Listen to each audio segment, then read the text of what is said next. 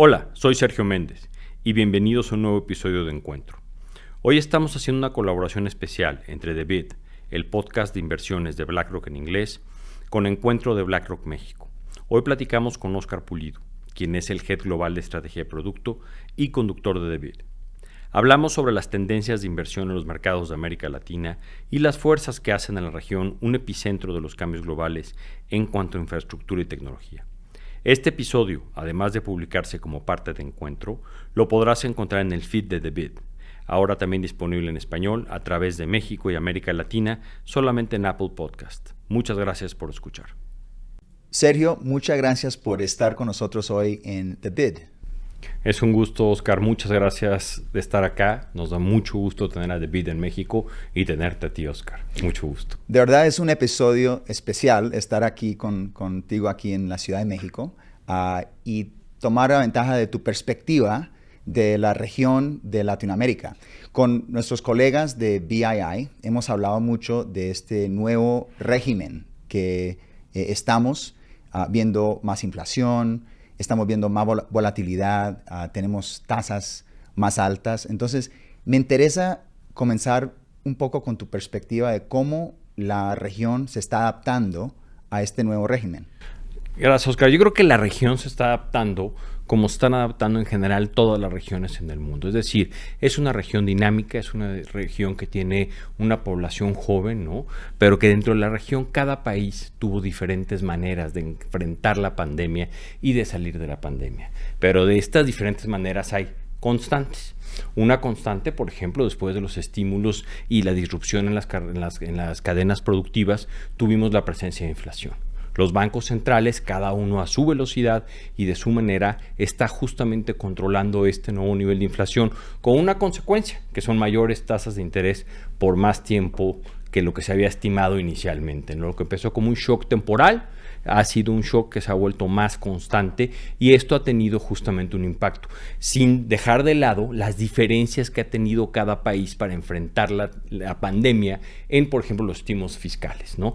Tenemos países que tuvieron grandes estímulos fiscales, tenemos países como México que no necesariamente aplicó estímulos fiscales y cada uno está encontrando la consecuencia de sus actos en el plazo que estamos viviendo. Entonces, es una región tremendamente dinámica, llena de oportunidades y creo que justamente con la fragmentación que estamos viendo y el famosísimo término nearshoring, cada uno de los países tiene sus características. Entonces, tenemos que pensar en una región, en un bloque, pero cada uno tiene sus diferentes retos que se han ido enfrentando poco a poco. En una región grande, pero con diferentes países que tienen diferentes dinámicas. Y mencionaste la palabra fragmentación, y me pongo a pensar de las megafuerzas, que es otra palabra que usamos mucho en el podcast cuando hablamos con nuestros colegas de BII. Y estas megafuerzas, que son 5, por ejemplo, la divergencia demográfica, la fragmentación geopolítica, el futuro de las finanzas.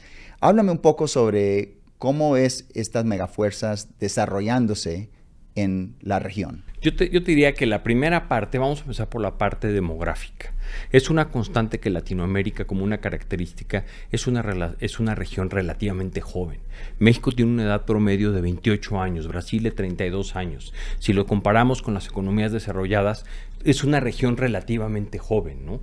Pero cada una justamente tiene diferentes momentos en el sentido, por ejemplo, de la digitalización, ¿no?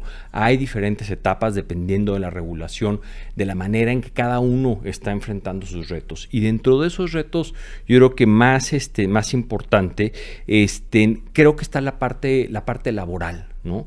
Creo que la región en general se está convirtiendo también como un centro tecnológico, como un centro de desarrollo, no solamente manufacturero, sino también tecnológico. Es decir, debido a que es una población relativamente joven en comparación del mundo, es una de las grandes consecuencias que estamos viendo, como la educación y ese ser una región joven trae justamente, digamos, tierra fértil para todo este tema de la digitalización.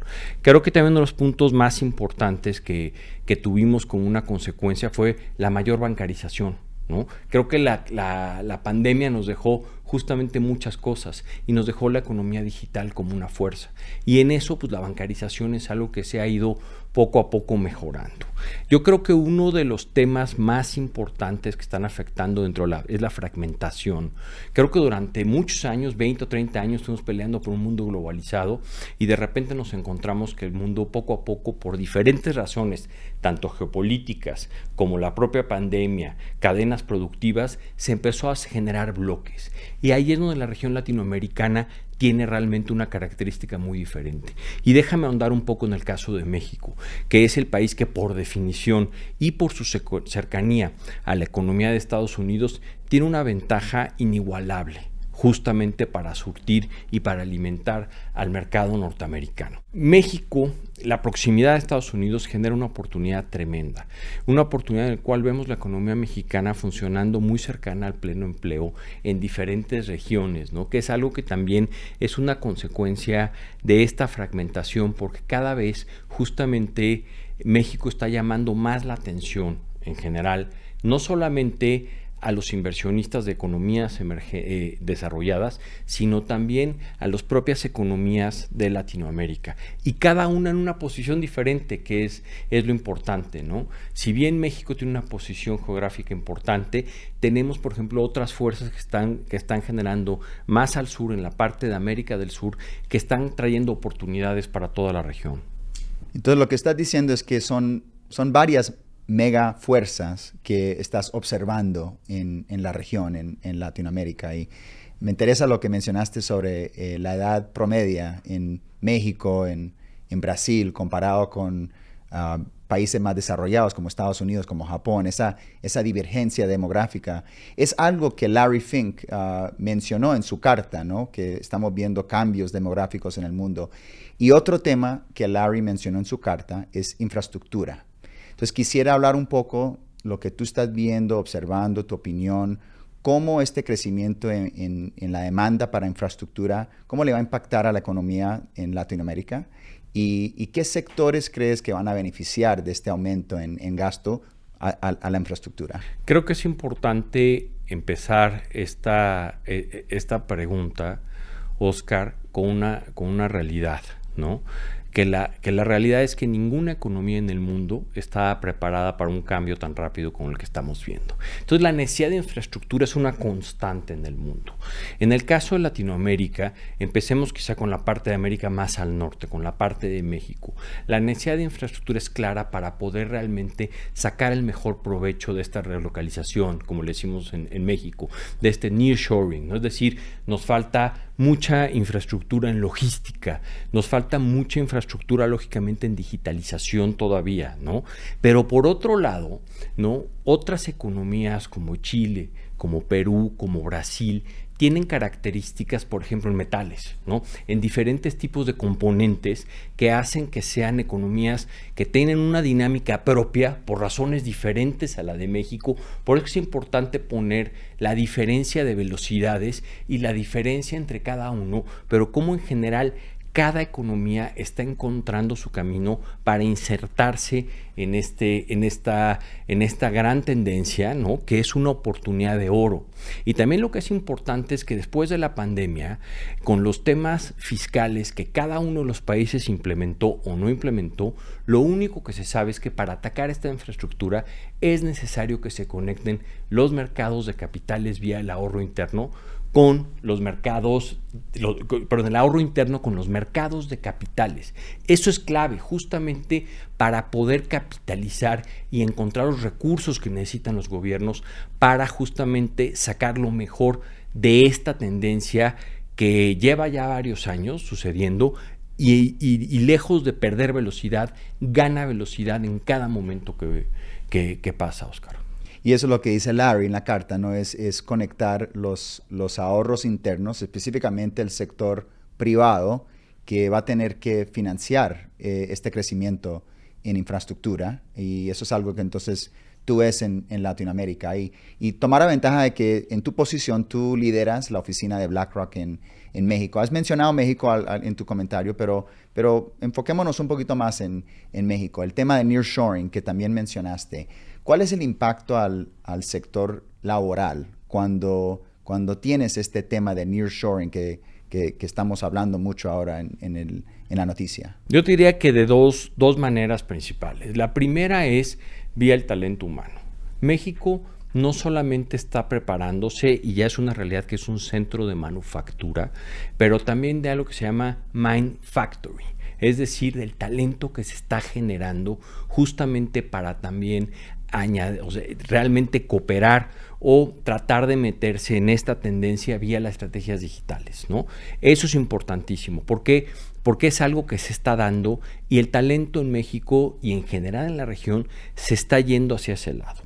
Por otro lado, en el caso mexicano, México fue uno de los pocos países en el mundo que durante la pandemia no solo no permitió retiros de su sistema de ahorro para el retiro, sino que hizo una reforma potente que va a hacer que las contribuciones al sistema de ahorro para el retiro suban de 6.5 a 15% del salario. Esto es algo muy potente porque también, como decimos, ataca la crisis de las pensiones desde la raíz, que son las contribuciones. Ahora las AFORES, como les decimos en México, los fondos de pensiones, están ya en una posición en la cual representan 20 puntos del PIB y ese programa, o se estima, que puedan llegar a representar casi 30 puntos del PIB en los siguientes 10 años. ¿Qué es lo que se necesita? Justamente que esa parte de ahorro interno se conecte con los mercados de capitales para poder financiar la infraestructura. Infraestructura que no solo tiene que ver con la logística, insisto en esa parte, sino también con la transición energética y también con la digitalización en general del mundo, ¿no? Se están haciendo proyectos muy grandes acerca de proyectos de compañías tecnológicas que están abriendo en México y te diría que en general en la región, porque como te decía, si vemos por ejemplo en la parte de Chile, Chile tiene una presencia muy fuerte de energías renovables, han estado invirtiendo y además si a eso le sumas, Oscar, que al ser una población joven, ¿no? Necesitamos invertir en infraestructura social, en escuelas, en hospitales. ¿Por qué? Porque tenemos todavía un horizonte de vida mucho más largo. Entonces, yo creo que esas son las dos condiciones que hacen de la región realmente algo que hace que llame la atención a nivel global, Oscar. Y cuando uno está viviendo, cuando la tendencia es vida más larga, pues entonces los ahorros son mucho más importantes para esa etapa de tu vida cuando te retiras. Entonces, ¿qué tendencias estás viendo en México en términos de esa etapa de retiro comparado con otras partes del mundo? Además de este aumento de la contribución que platicaba hace un minuto, también México mudó a un sistema de fondos generacionales, de Target Date Funds, ¿no? Que justamente este sistema lo que hace que el diseño de los portafolios realmente se centre en lo que se debe centrar, que es en la maximización de la tasa de reemplazo del trabajador. Esto es una tendencia que, si bien México la comenzó y estamos empezando a ver los frutos de eso de alguna manera en los mercados de capitales. Por ejemplo, no es, correctamente, con tasas reales de 700 puntos base en México, no es extraño ver que haya un gran apetito de inversionistas internacionales para comprar deuda mexicana, ¿no? Pero hubo un momento en la subida de tasas de interés que hubo una salida de extranjeros, ¿no?, de México. Y te quiero decir que toda esa salida se compensó con el ahorro interno. Eso es lo que es una función del ahorro interno, porque mientras suben las tasas y los inversionistas institucionales, internacionales, salen y buscan otras condiciones para poder hacer mejor capitalización de sus estrategias, ¿no?, las AFORES o los fondos de pensiones mexicanos, al ver subida de tasas, pues es música para sus oídos. Es una excelente noticia porque hace otra vez que la tasa de reemplazo suba. Este impacto ha sido tan grande en la región, Oscar, que estamos empezando a ver a diferentes sistemas en Latinoamérica, Costa Rica, Colombia, Chile, que están justamente tratando de implementar o viendo cómo implementar y mudarse hacia un sistema que enfoque justamente los esfuerzos de las administradoras de fondos para el retiro en la tasa de reemplazo, que es justamente el resultado final que tiene un afiliado. Entonces, eso es una tendencia que ya se está viendo y creo que está muy bien recibida en general. Parece como una tendencia pues positiva. Parece que se están modernizando los sistemas de retiro, ayudándole a la persona en el futuro que tenga suficientes ahorros para poder reemplazar, como tener la misma vida en el retiro que tuvieron durante sus años de trabajo. Totalmente, porque cuando hablamos del retiro, ¿no? Muchas veces contra lo que peleamos contra el consumo, ¿no? Realmente, ¿no? En economía, cuando hablamos de teorías de microeconomía, hablamos, el primer supuesto es que un agente racional va a preferir consumir hoy que mañana. Entonces digamos que es contraintuitivo pensar en el retiro, pero realmente lo que hace es estabilizar tu consumo en el tiempo, y justamente maximizando la tasa de reemplazo es como logras generar esa estabilización del consumo para que al momento del retiro los trabajadores, los afiliados no tengan esos picos justamente y puedan pensar en un mejor retiro. Quiero tomar a ventaja de que tú has pasado parte de tu carrera como un CIO de un fondo de pensión en México, entonces tienes ese lente al mundo de ser inversor. Cuando tú miras el mercado mexicano, ¿cuáles son los riesgos o las oportunidades que tú crees que una persona debe tener en mente cuando están mirando a México como un destino para invertir? Mira, yo creo que lo primero que me viene al pensar en México en este momento es la oportunidad. Y regreso al ejemplo que ponía de la importante salida de inversiones extranjeras que tuvimos. En 1994, cuando tuvimos la devaluación, que había un momento mexicano tremendo, claramente había diferencias como tipos de cambio fijo, etcétera, pero lo que faltaba cuando yo entonces estaba en la universidad y lo estudiábamos era la presencia de ahorro interno para no tener esa dependencia, ¿no? Entonces esta vez sí la tenemos, entonces esa oportunidad es tremenda. Ahora, para poderla capitalizar necesitamos la carretera adecuada, es decir, que justamente la regulación nos ayuda a los participantes del mercado a generar esta conexión entre el ahorro interno, que son 20 puntos del PIB de las Afores, más 11 de los fondos mutuos, más 7 puntos de las aseguradoras. Entonces, si logramos generar que la regulación nos acompañe justamente para conectar, por eso es que veo la oportunidad, por eso es que creo que es la oportunidad que tenemos enfrente es muy diferente esta vez, Oscar. Pero dentro de esos los retos que tenemos es, de aquí a que llegamos a conectar, hay temas de liquidez que tenemos que enfrentar, ¿no? Y creo que es una constante en Latinoamérica, dependiendo del tamaño del mercado, ¿no? Podemos ver los tamaños de los mercados muy desarrollados como el mercado brasileño. Tenemos mercados que estamos unos cuantos pasos atrás, pero definitivamente tenemos que utilizar el ahorro interno justamente para profundizar esa liquidez, ¿no? Uno de los riesgos más importantes que existe es eso, el tamaño y la liquidez, ¿no? Y eso es lo que tenemos que trabajar, porque una solidez como la que estamos viendo, realmente creo que tenemos las herramientas y esta vez la masa crítica para poder generar esa eficiencia en los mercados financieros, ¿no? Recuerdo de la carta de Larry justamente, ¿no? Que habla justamente que esto es uno de los beneficios del capitalismo, ¿no? Realmente que podemos realmente poner y conectar el capital, ¿no? Con las necesidades de infraestructura y de desarrollo de un país, y eso generar el efecto positivo o el círculo virtuoso en una economía.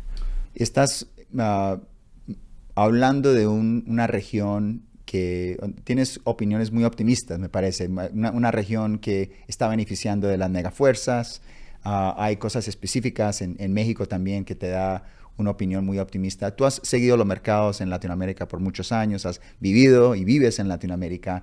¿Hay algo diferente que está pasando ahora comparado con otras etapas en la historia de los mercados? Yo creo que la primera cosa diferente te diría que es la existencia del ahorro interno, Oscar. Creo que esto no voy a cesar en subrayarlo, ¿no? Porque lógicamente cuando tienes esa cantidad de ahorro interno y viene un inversionista extranjero, ¿no?, a tratar de invertir en México, lógicamente busca esa sociedad con el inversionista local.